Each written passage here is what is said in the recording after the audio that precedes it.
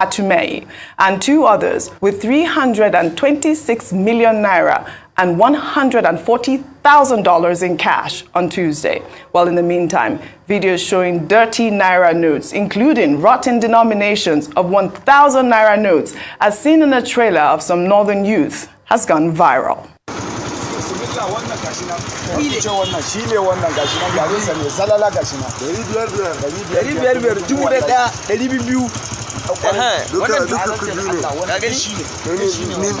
Nima barin da tura ma abokina da Allah. Ba matsala karka da mu kowa tura gida a gani ana fama da wahala ashe mu ba mu sani ba gashi nan da kon kudi ake jama'a kan fice wannan wai wallahi wannan dusan sa ne wannan madara Allah madarar kudin ne wannan gashi nan gashi nan wannan dusan sa ce wannan gashi nan sallallahu alaihi wasallam wallahi kallamu gunin da Allah nurno wallahi.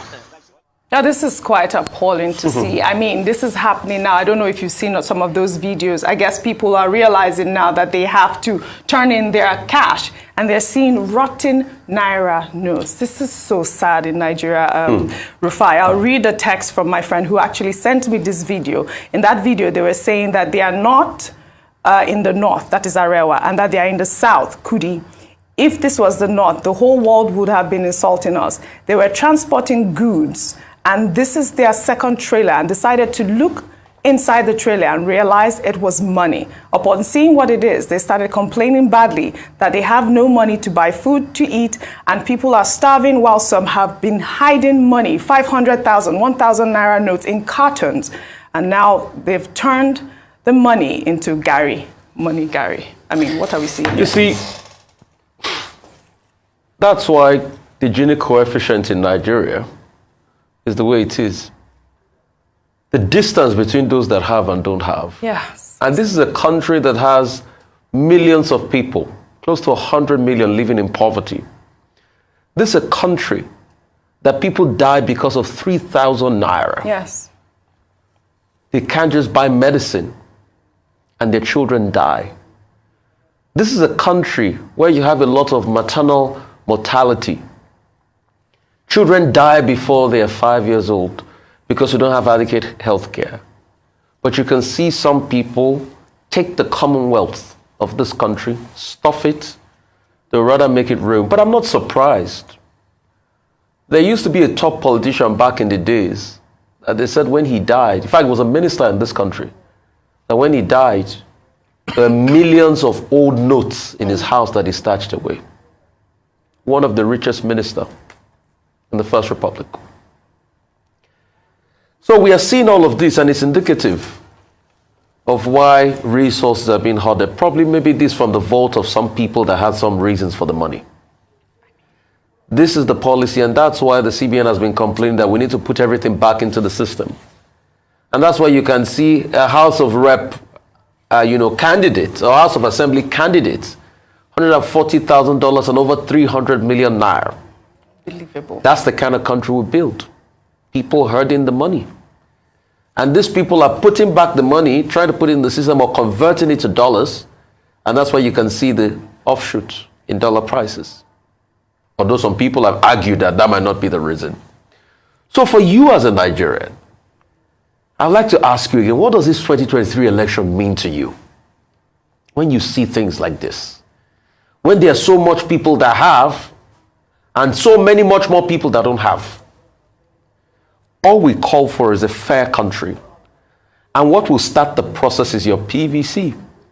Probably those monies that are rotten now, what maybe they shared or they will share for potential electorates. And they will share for you the little amount of money and take your commonwealth. And that's why if you keep taking money for you to vote and think of a meal a day, know that for everybody that gives you 1, 2, 10,000 naira, they've got 1 billion where that came from. But it's about your conscience that can really change this country. So I'll say kudos to CBN on this policy. Although there's been a backlash, the backlash is the fact that now we're having a surging rate of Forex, which some people enunciated.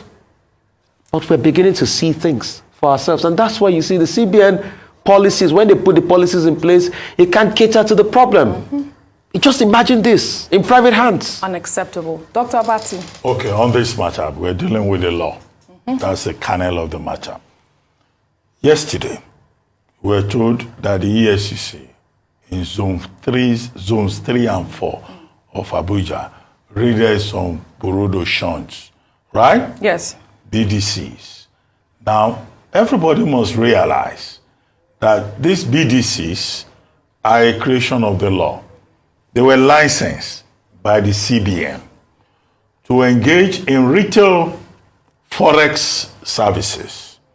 Now, in 2021, when the CBN got a deluge of applications from over 524 BDCs, the CBN decided to say, no, we're not giving out more licenses.